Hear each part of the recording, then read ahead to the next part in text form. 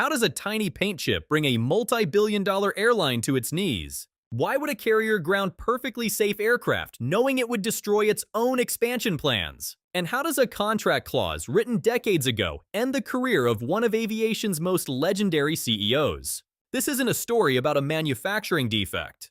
It's a story about a miscalculation so catastrophic it reshaped an entire airline. In 2015, Qatar Airways became the launch customer for the Airbus A350, one of the most advanced aircraft ever built. The plane was revolutionary, a carbon fiber body, incredible fuel efficiency, and the kind of passenger comfort that wins awards. For years, the partnership seemed unshakable. Qatar Airways built its entire premium brand around these jets. Then, in 2021, they grounded 13 of them. Their claim: the paint was chipping, and underneath, a critical safety mesh was degrading. Airbus and European safety regulators tested every aircraft.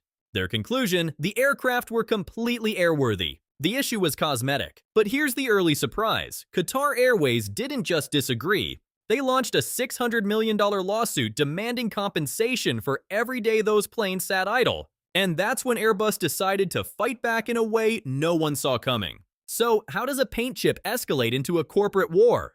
The straightforward answer is that the A350 is built differently than any airliner before it. This isn't an aluminum tube with wings bolted on. It's a carbon fiber composite structure. And carbon fiber behaves nothing like metal. When lightning strikes an aluminum plane, the electricity flows across the skin harmlessly. It leaves a tiny burn mark, and that's it. But carbon fiber is a poor conductor. If lightning hit it directly, the resistance would generate intense heat, risking structural failure. So Airbus embedded a thin copper mesh beneath the paint. Think of it like a lightning rod woven into the skin of the aircraft. The mesh conducts the electricity safely across the surface. When Qatar Airways stripped the paint for a World Cup livery, they found the mesh was corroding. Their argument: if this mesh fails, the plane might not survive a lightning strike. It sounds terrifying, and it sounds like a legitimate safety concern. But here's where the story flips completely. This was never about safety. It was about leverage. And Qatar Airways made a fatal error in assuming they had more of it than they actually did. Here's the biggest surprise from this entire saga. Qatar Airways didn't ground those planes because they were dangerous. They grounded them because they needed to reduce capacity during the pandemic. Think about that for a moment. At the height of COVID, every airline on Earth was parking aircraft they couldn't fill. Qatar Airways had too many A350s and not enough passengers. By claiming a safety issue, they could ground planes without paying penalties to lessors or admitting they had over-ordered. And simultaneously, they could demand compensation from Airbus for the defect. Airbus reaches by Airbus. It was a perfect plan if Airbus had agreed to play along. But Airbus saw exactly what was happening. They knew the aircraft were safe. They knew Qatar's regulator was effectively an arm of the airline itself. And they decided that letting a customer bully them would set a precedent that could destroy future negotiations with every other airline. So Airbus did something unprecedented. That unprecedented move was the nuclear option.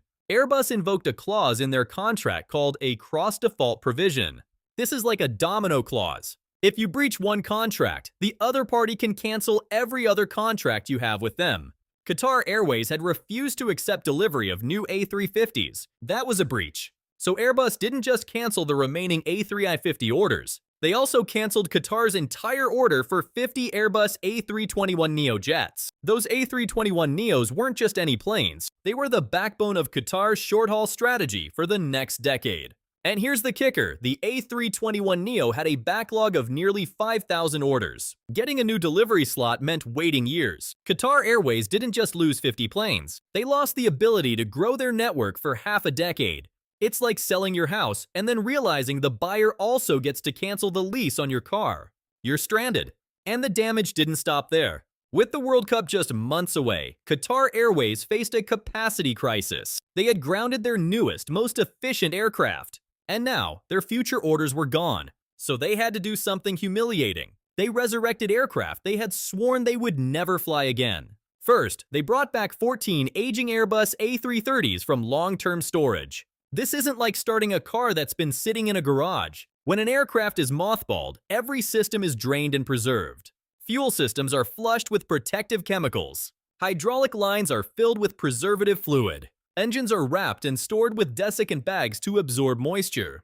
Bringing one of these planes back to life costs millions of dollars and takes weeks. Then came the truly painful part. Qatar Airways returned their entire fleet of 10 Airbus A380s to service. These were the planes their CEO had called the biggest mistake in the airline's history. He had publicly stated they would never fly them again. Now, they were forced to eat those words. The A380 is the most complex commercial aircraft ever built. Reactivating all 10 was a logistical and financial nightmare. But they had no choice. As the legal battle dragged through British courts, Qatar's position crumbled. The judge ordered them to produce concrete evidence justifying their safety claims. Not just their opinion, actual engineering data proving the mesh degradation was a flight safety risk. Qatar Airways had 11 days to deliver this evidence, and on February 1st, 2023, they did something that revealed everything. They settled, not because they won, but because they had no case. The terms were confidential, but the consequences were public. Airbus reinstated the canceled orders, but on drastically altered terms. Deliveries that were supposed to start in 2023 were pushed back to 2026, a 3-year delay for an airline that was desperate for those planes. The man who orchestrated this entire strategy, CEO Akbar Al-Baker, resigned. His replacement's first public statement was a promise to bring a culture of trust and empowerment to the airline, a direct admission that the old approach had failed. Now, step back and look at what really happened here. This wasn't a dispute about paint or lightning protection or even aircraft safety. It was a battle of egos, fought with multi-billion-dollar machines as the weapons. Qatar Airways thought they could use the legal system to force Airbus to bend to their will. They assumed that Airbus would rather pay compensation than risk a public fight. They were wrong. Airbus calculated that letting a customer dictate terms through false safety claims would destroy their leverage with every other airline on the planet. So they absorbed billions in losses, canceled orders, and dared Qatar to blink.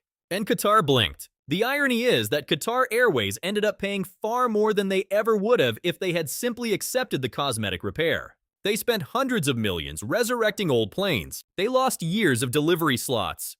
They lost their CEO, and they ended up with the same A350s they had grounded, flying them without issue. Next time you see an A350 taxiing to the runway, look closely at the fuselage. That smooth white surface hides a thin copper mesh beneath the paint. A mesh that caused the most expensive paint chip in aviation history. And you'll know that sometimes the most dangerous thing in a negotiation isn't the other side's strength, it's overestimating your own.